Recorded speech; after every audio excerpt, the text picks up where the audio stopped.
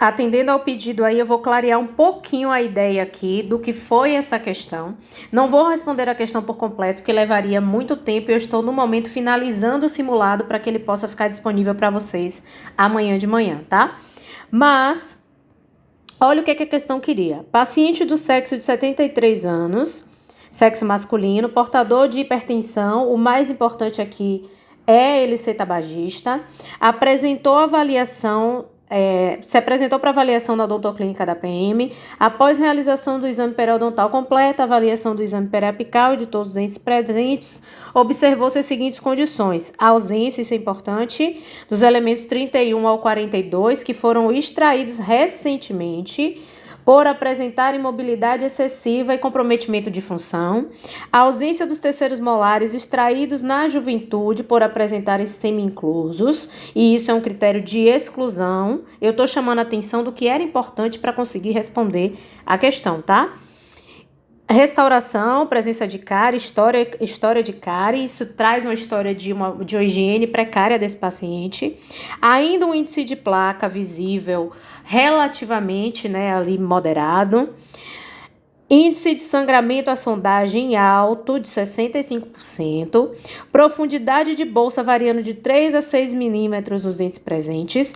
Nível de inserção clínico variando de 4 a 8 milímetros nas proximais dos dentes presentes. Isso é importante, o fato de ser proximal. Sendo maior nível de inserção encontrado na distal do 43. Mobilidade grau 2 nos incisivos superiores. Lesão de furca grau 3 na vestibular do 36, e ainda diz que na radiografia periapical a gente tem perda óssea que atinge o terço médio em alguns elementos dentários com raio de lucidez na área de furca do 36. Presença de cálculo supra e subgengival, ou seja, o paciente não está tão bem controlado, e o paciente relata nunca ter feito o tratamento periodontal, então é um paciente que está ali com doença ativa sem tratamento. E além disso, ela pergunta, eu vou apagar aqui minha canetinha para eu poder subir o texto. Pergunta assim: o que é que a banca quer que você defina? Ela quer que você diga: segundo a classificação atual da doença periodontal, apresente o diagnóstico do caso. Então, ele quer um diagnóstico: periodontite, grau tal, estágio tal, tudo bonitinho na sequência. Indique os critérios que foram utilizados para estabelecer o diagnóstico. Explique quais critérios foram utilizados para estabelecer o grau da doença e quais critérios foram utilizados para estabelecer a extensão da doença. Vem aqui comigo entender. Eu falei que não ia responder a questão por completo, tintim por tintim, mas eu vou te dar a luz de como você chega à resposta, tá? Primeiro você tem que definir se é realmente periodontite, o que é que caracteriza a periodontite. As características da periodontite é que ela é uma doença inflamatória, crônica, multifatorial, associada a um biofilme disbiótico, destruição progressiva do aparato dental, mobilidade, cálculo, exposição radicular, são sinais dessa doença. Clinicamente tem perda de inserção, 2 ou mais sítios, interproximais não adjacentes, lembra que eu chamei a atenção lá do interproximal? Perda de inserção de 3 milímetros ou mais, vestibular lingual palatina em pelo menos 2 dentes. E traz um alerta, sem que seja causada por. Então, assim, essas alterações e essas perdas não podem ser fonte de recessão gengival, cárie dental que se estende à região cervical, perda de inserção na face distal, segundo molar mal posicionado pela perda do terceiro molar, por isso que ele conta lá que aquele paciente perdeu o terceiro molar jovem, lesão endoperial, drenando por periodonto e ocorrência de fratura radicular. Essas coisas não são consideradas para estabelecer a periodontite ou o grau da periodontite do paciente. E aí, a periodontite, eu já falei isso aqui em outra questão, ela é classificada primeiro em estágios. O estágio vai determinar o quê? A severidade da doença. Então, lá na questão, quando ele perguntava como é que foi determinado o estágio ou o grau, como é que você determinou a doença, era essa a resposta aqui, tá? Determinada pelo estágio, a localização. Quer dizer o quê?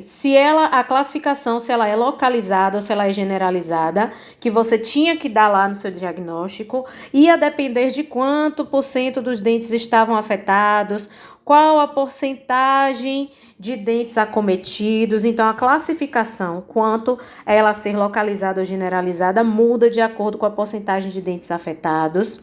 Vou seguir, hein? No estágio 1, por exemplo, a gente tem 1 a 2 milímetros de inserção, então aquele paciente provavelmente não era estágio 1. No estágio 2, a gente tem 3 a 4 milímetros de perda de inserção. No estágio 3, a gente já tem de 5 milímetros em diante. No estágio 4, a gente tem 5 milímetros no pior sítio e tem outras características. E olha aqui a história da lesão de Furca que estava lá na questão.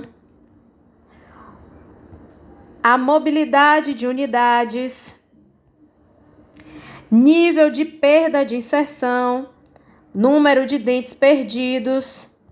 E olhe que no estágio 3 também traz essa informação, até 4 dentes perdidos. Então, assim, essa é uma questão longa que levaria muita coisa para escrever, mas você está entendendo junto comigo que para determinar a doença você precisava conhecer como é que funciona a classificação. Você tem que entender o que é periodontite, você tinha que separar pelas informações que ele deu, qual estágio que o paciente estava, provavelmente 3 ou 4, teria que voltar lá e ler com calma, coisa que eu não fiz, tá? Para determinar o grau, o que é levado em consideração, olha o tabagismo que eu chamei a atenção lá, se o paciente é tabagista ou não, esse grau muda, se o paciente tem mais alguma outra situação sistêmica, nesse caso diabetes. O grau determina o quê? Evidencia o risco de progressão da doença e seus efeitos na saúde sistêmica. Então, quando eu estou falando de grau, eu não estou falando mais de classificar a doença periodontal. Eu estou falando dos fatores que podem agravar ou evidenciar essa doença. Então, tinha que também determinar o grau de envolvimento desse paciente. Se era grau A, grau B, grau C e assim por diante. Então, a classificação ali esperava que você tivesse ciência completa de como se comporta a doença periodontal, ou melhor, como se comporta a classificação da doença periodontal atualmente. Para quem sempre me pergunta, essa parte do material está disponível em Periodontite, nova classificação, na verdade, Periodontia, nova classificação, no capítulo de pério, tá? Lá na plataforma. Então, espero ter ajudado. Quem fez a questão tenha encontrado uma luz aí, se respondeu pelo caminho certo. Mas se você não usou a nova classificação, não falou em estágio, não falou em grau, sua questão provavelmente não será corrigida e pontuada por completo. Quem seguiu passo a passo e colocou tudo ali, conseguiu sim pontuar nessa questão.